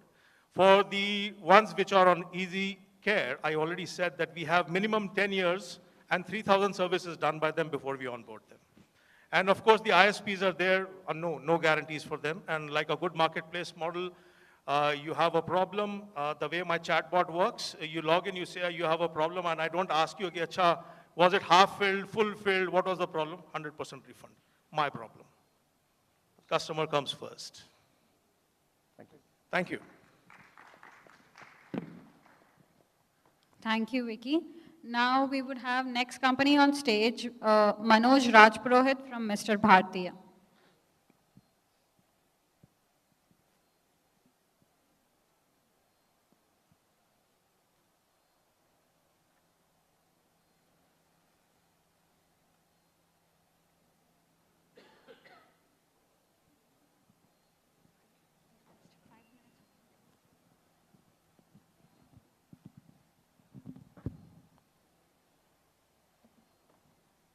Hello thank you मैं थोड़ा सा start करने से पहले जजेस से हिंदी की permission ले सकता हूँ is it okay with you for Hindi thank you okay mister Bharti I am from Udaipur Rajasthan मैं उदयपुर राजस्थान से हूँ और हम लोग एक स्टार्टअप है मिस्टर भारती एजुकेशन उसमें काम कर रहे हैं 2016 में हम लोगों ने ये कंपनी इनकॉर्पोरेट की थी और स्टार्ट किया था तो व्हाट हम लोग क्या कर रहे हैं थोड़ा सा मैं इसकी जानकारी देता हूँ मैं जब एजुकेशन की बात करता हूँ और एजुकेशन के स्टार्टअप या एजुकेशन के प्लेयर की बात करता हूँ तो हमेशा सामने एक चीज़ आती है कि there is a big players Byju's है अनअकैडमी है फिजिक्स वाला है बहुत सारे बड़े बड़े प्लेयर्स हैं जो बहुत अच्छा काम कर रहे हैं तो अगर कोई स्टार्टअप एजुकेशन के अंदर काम करना चाहेगा तो उसके लिए सबसे पहले क्वेश्चन यही आता है कि आप इतने बड़े प्लेयर्स के सामने कैसे एक रोल मॉडल बनेंगे कैसे प्ले करेंगे कैसे फाइट करेंगे तो हम लोगों के सामने भी 2016 में ये प्रॉब्लम आई थी जब हमने एजुकेशन में हमारा स्टार्टअप स्टार्ट किया था पर इसके साथ ही हमें एक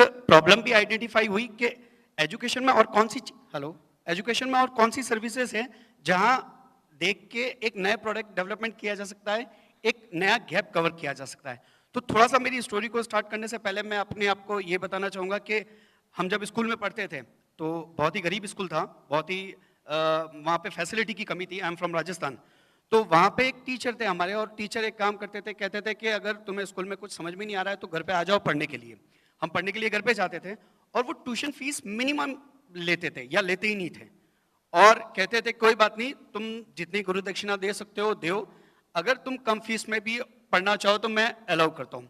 उनकी ये स्ट्रेटजी बहुत अच्छी थी। उनकी इस स्ट्रेटजी को देख के हम लोग हमेशा सोचते थे कि सारे बच्चे उन टीचर के पास में जाके हम लोग पढ़ाई करते थे उनके साथ में, और पढ़ाई करने के साथ साथ में वो बहुत कम कॉस्ट में हमें पढ़ाते थे।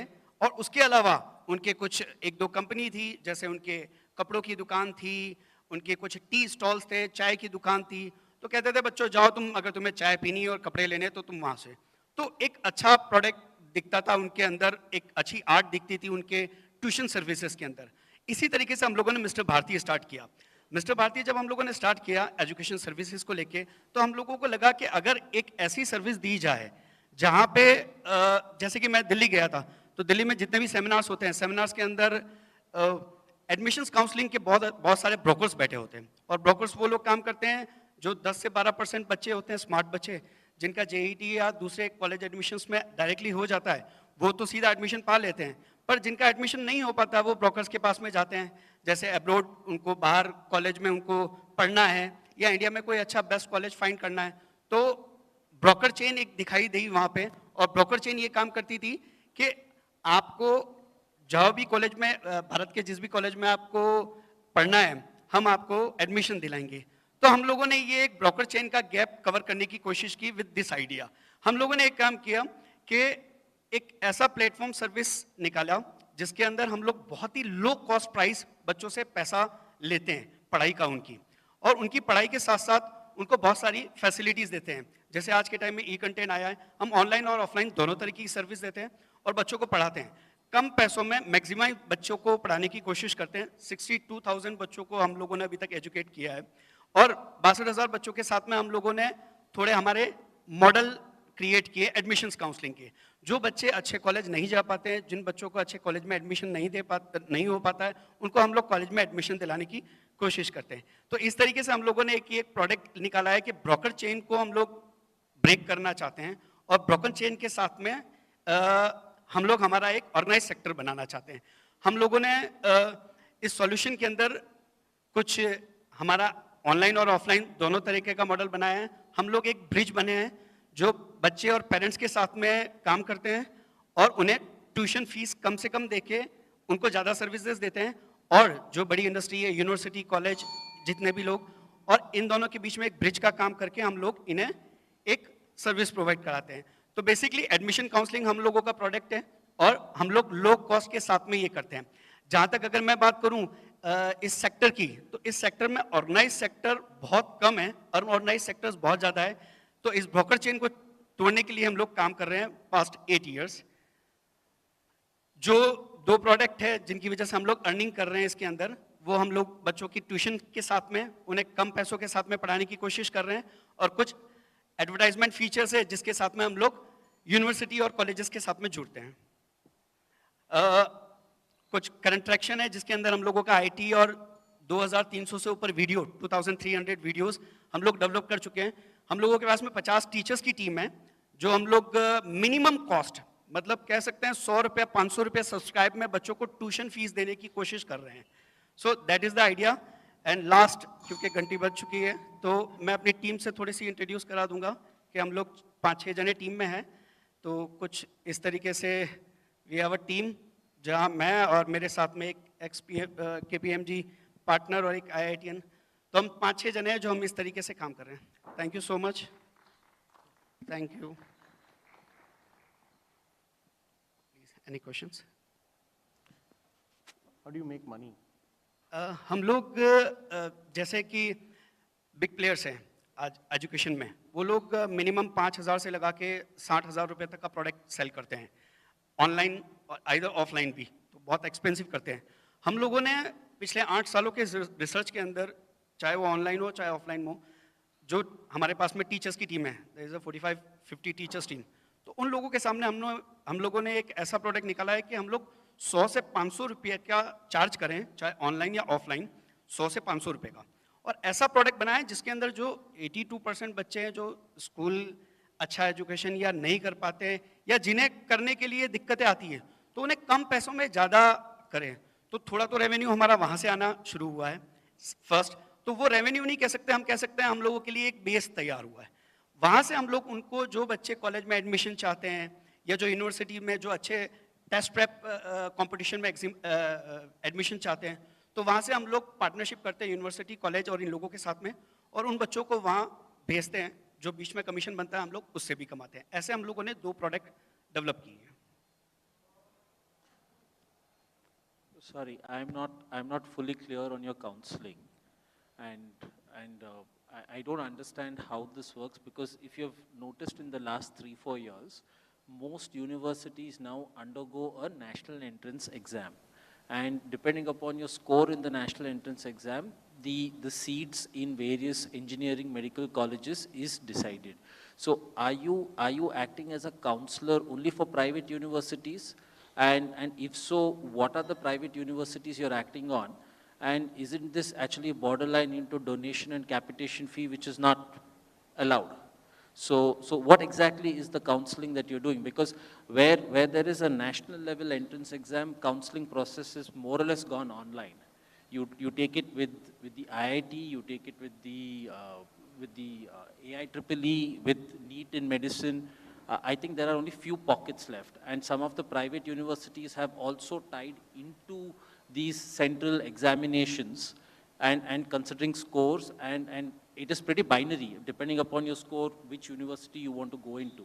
So what are the universities you're actually facilitating admission into, and also what are the students and what are the marks that they have that you are actually facilitating? So that's not clear to me. ठीक है, मैं इसके बारे में थोड़ा सा आपको बताता हूँ। जैसा कि मैं इंडिया स्केल पे हम लोग काम नहीं कर रहे हैं, हम लोग राजस्थान स्केल पे काम कर रहे हैं। तो राजस्थान के एरिया की मैं आपको बात बता सकता हूँ।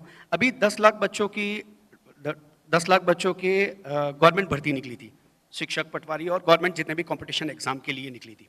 तो 10 लाख बच्चों को जो पढ़ाना था, उसमें बहुत ही इंस्टीट्यूट है राजस्थान के अंदर, जयपुर, कोटा, और बहुत सारे कॉम्पिटिशन एग्जाम्स आ गए हैं। तो बहुत जने पढ़ाने की कोशिश करते हैं, पर बहुत सारे ऐसे बच्चे हैं जो 12th के बाद में क्या करना चाहते हैं, ऐसे एग्जाम्स कहाँ करना चाहते हैं, उनको काउंसलिंग का आइडिया नहीं है।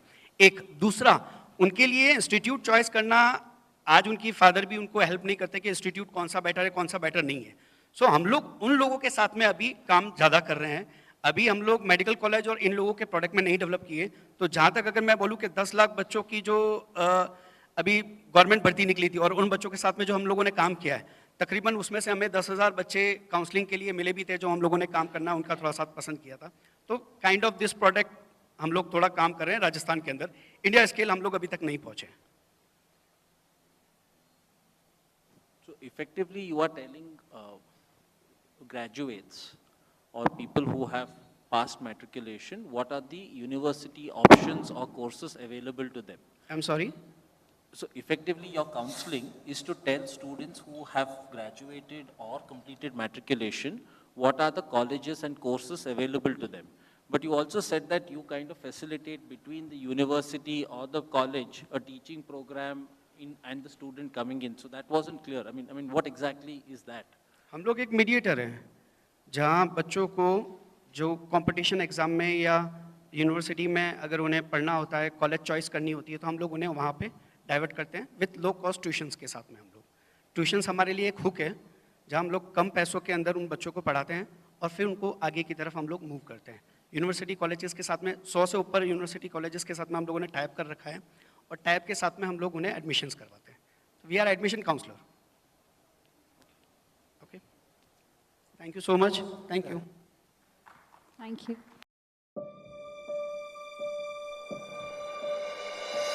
To come on stage for a photo, and then we can go ahead for a lunch and be back by 2:30 for our next panel session.